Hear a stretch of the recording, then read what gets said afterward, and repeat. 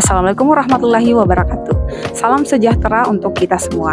Perkenalkan, nama saya Sulpiana. Saya merupakan peserta Latsar CPNS tahun 2026, angkatan 17, kelompok 2. Sebagai peranata komputer ahli pertama di Badan Kepegawaian dan Pengembangan Sumber Daya Manusia Kabupaten Polewali Mandar. Pada kesempatan ini, saya akan menampilkan terkait learning journal pada agenda pertama, yaitu sikap perilaku bela negara, sebagai berikut. Learning Journal Agenda 1, Sikap Perilaku Bela Negara. Untuk pembelajarannya sendiri menggunakan dua metode. Metode yang pertama adalah pembelajaran sinkronus. Pembelajaran yang dilakukan dengan berinteraksi secara langsung dan real time, di mana semua peserta harus hadir pada waktu yang sama.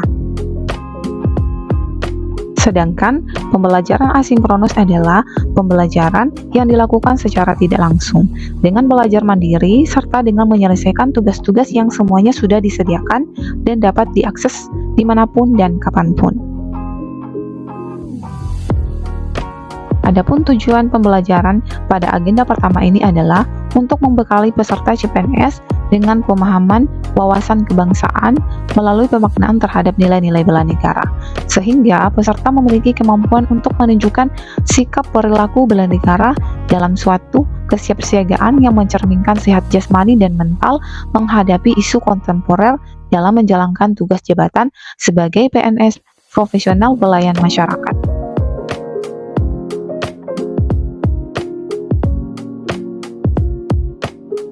Untuk materi pada agenda 1 terbagi atas 3 bagian.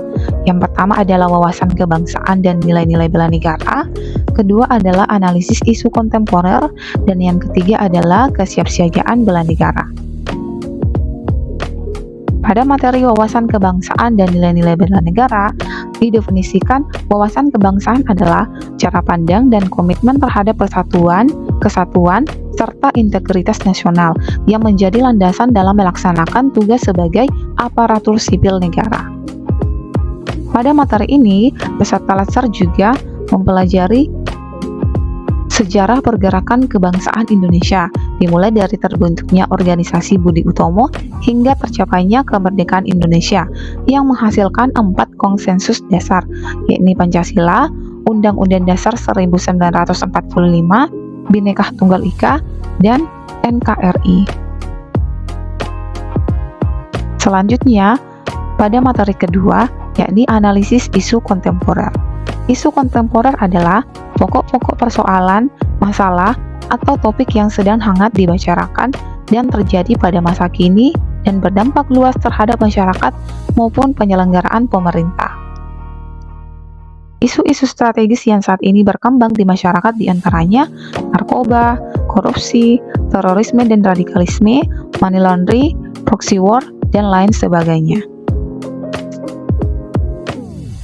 Selain itu, pada materi kedua, kami juga mempelajari teknik analisis isu. Nah, dalam menganalisis isu, terdapat 4 tahapan yang dilalui. Yang pertama itu identifikasi dan deskripsi isu, kemudian memilah dan menapis isu, dilanjutkan dengan menganalisis isu, dan yang terakhir adalah menentukan alternatif penyelesaian. Teknik pemilihan isu bisa menggunakan APGL atau USG.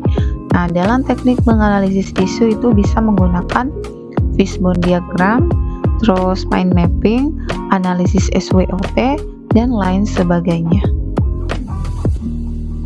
Selanjutnya materi terakhir yakni kesiapsiagaan bela negara. Kesiapsiagaan bela negara merupakan kondisi siap siaga seseorang warga negara, baik secara fisik, mental, maupun sosial, dalam menghadapi situasi yang mengancam keutuhan dan kedaulatan negara.